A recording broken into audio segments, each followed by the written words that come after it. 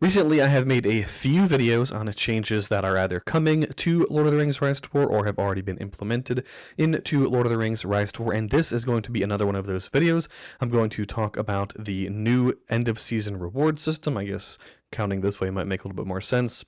The village system, and also my personal favorite, we've been asking for this for a long time, the test server, PBE, whatever they are calling it, the place where we are going to be able to go and test commanders, test builds, test troop compositions, all of those wonderful things. I'm very excited for that, so let's get into it. All right, so first of all, let's talk about the new end of season reward system. So what this means is the season points that you get that you can then spend in the season store, as well as the profile badge / title that you're going to get at the end of each season. And basically what is happening is Dol Guldur is still going to be the most important thing, but it's not going to be the only important thing besides your capitals. In order to get the Dominator title, you will still have to control Dol Guldur. That remains unchanged. In addition, you have to occupy more than or equal to, and greater than or equal to, 5 principal control points. I don't believe that they have announced what exactly those principal control points are. DG will probably count as one of them, and likely the other ones are going to be faction capitals or some other major structures on the map. It'll be interesting to find out what exactly counts as a principal control point. I'm imagining it has to be things that are at least 1,000 power keeps, potentially only things that are 1320, like maybe Mount Doom counts. While it's not a capital, it's still a very powerful control point. In addition, you are going to have to be a little bit more active of a player from here on out if you want to get the Dominator title. So now your faction is going to have to occupy the 5 or more control points and DG, and in order to get the ring badge, you're going to have to be within the top 200 personal contribution ranking. On one hand, I really like this because it rewards active players even more. So now you can't just be a half AFK player on your alt account, get carried to a free win, and get that ring badge. If you fall out of the top 200, then you only get the leader title rather than the dominator title. On the other hand, I do worry that this is going to punish free-to-play players and low spenders, because maybe you are super active and you just don't have the commanders to be able to get that personal contribution. I think low spenders and free-to-play players are really going to have to put a lot of work into sieges and things like that in order to gain that contribution. Overall, I think these are probably pretty positive changes. I think it's going to make seasons more active for a longer amount of time, because you're going to have to control more of the map in order to get the Dominator title.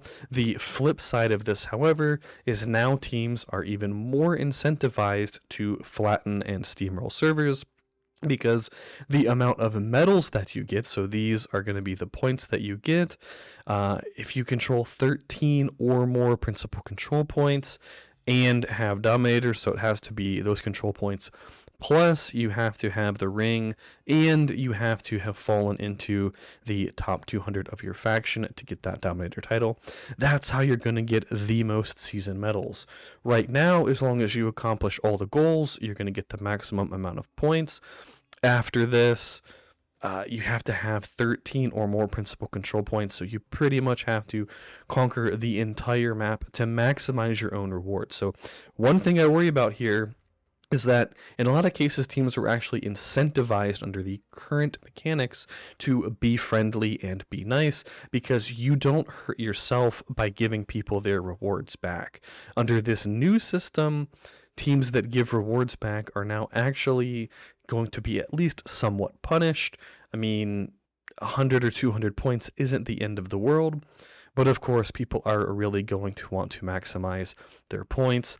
And one final note along these lines is there's now going to be a special new Matham chest available to you at the end of a season based on where you finished, with higher rewards being given to those that finished in first place, second place, etc., etc. I don't have the exact breakdown of who's going to get what chest. Suffice it to say, the better your team does, the better of a chest you're going to get.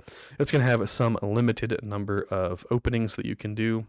So hopefully all of us win all of our seasons and get super lucky and get all the gold gear we could ever desire. And we will move on to talk about the village system. Basically what's going to happen is you're going to be able to invite 20 of your best friends to join your village, and there's a picture of it somewhere up here. Beautiful little picture of the Shire going on. You get to hang out, chat with them, and probably do other little things. I'm imagining there's a good chance that they'll tie this into events as well. That's just a guess from me, though. But I do think that would be pretty cool. The two things that impact the game in terms of the village system is that in some way or another, if you are in a village, you're going to be able to help people relocate. The way they worded it is not super specific, and it's not implemented yet, so we don't know exactly how it works, but it does say villagers can use the temporary camp to help others relocate to where the temporary camp is suited, as long as they're on the same server and in the same fellowship. You might be able to gift somebody a temporary camp, which would be awesome. That way, well, it would be awesome, but now everybody can always get their relocation token every 3 days. Prior to this, it would have been super awesome because you didn't always have a relocation token if you're free to play or low spender. It could actually be somewhat difficult to get if you had bad luck. Or maybe they can just relocate people for them. Like let's say we're best friends and I tell you, oh man, I need to go to bed. It's 1 a.m. and I've been grinding out all these tiles and my camp's not finished for the hour and a half. And you live halfway around the world. I say, hey man, can you relocate me while I'm asleep? We don't know yet, but it looks decent. And the pretty cool part that could have major implications on an ongoing campaign is halfway through their server, you can invite one person from your village to join your server. They do say that there are certain requirements that are going to be met, including you need a temporary camp, and then the person that you invite, their settlement will be built at the location of that temporary camp. The person you invite does have to be in Bag End, meet some other requirements, and once that invite is accepted, the process of moving them into your season will begin. We don't know much more about this yet. Like, questions I would have are what level are the commanders going to come in? Because if you come into a season halfway through and your commanders are level 5 and all the tiles are gone, you're kind of going to have a rough time, I think. So hopefully there will be some type of you'll get commanders that are about the level of whoever you invited you, or they'll look at the average commander level on the server or something and, bump up a couple of your commanders to that point. We'll find out. Either way, I think this is going to be super great for mid-season recruitment. There have been a ton of people who have wanted to join my fellowship, and, they say, hey man, when are you in Bag End? And I say, oh, we're still 4 weeks out. And they're like, oh man, well, I'm hitting Bag End in 2 days. And understandably, they don't want to wait 4+ weeks just to be able to play. So I think it'll be really nice for when those people come along.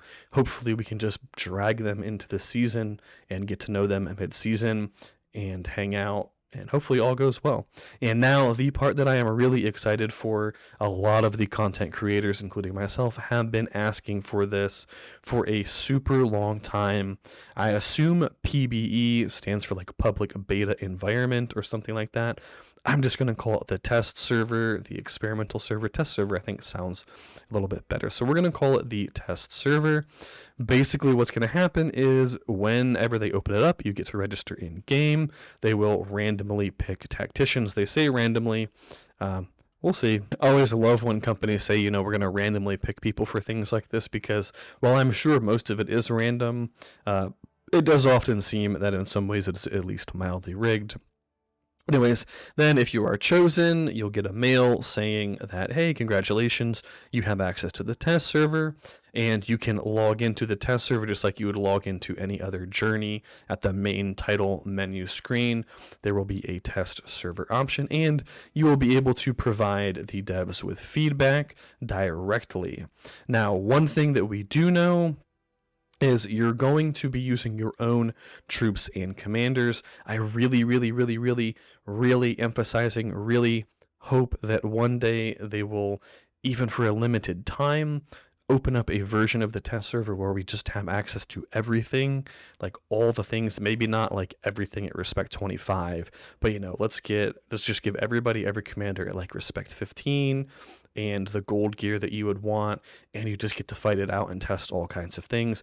I'm still excited to be able to test things and make videos, commander guides, and all of that based on the test server, because it should be easier to get relatively even fights to use as reports, as well as just test builds and stuff in general. However, we're still limited to the commanders we have, and obviously unless you spend like just a ridiculous amount of money, you're not going to have every single commander at R20 plus with perfect gold gear, fully refined, etc., etc.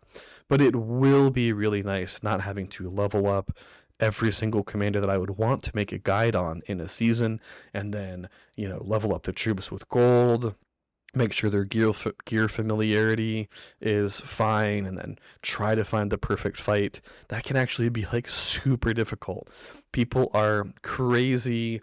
It's just picky, I guess the word would be, as far as reports go when you use them in a commander guide video. And it's like, man, it's actually so hard to get perfect reports. But anyway, very excited about the test server, and I'm hoping to spend quite a lot of time. It'll be nice because it's going to be something to do when seasons are dead, where I can still make content, people can still theory craft, share builds, and we can all learn more about the game together. So I hope you guys are as excited for these upcoming changes as I am, and thank you for watching.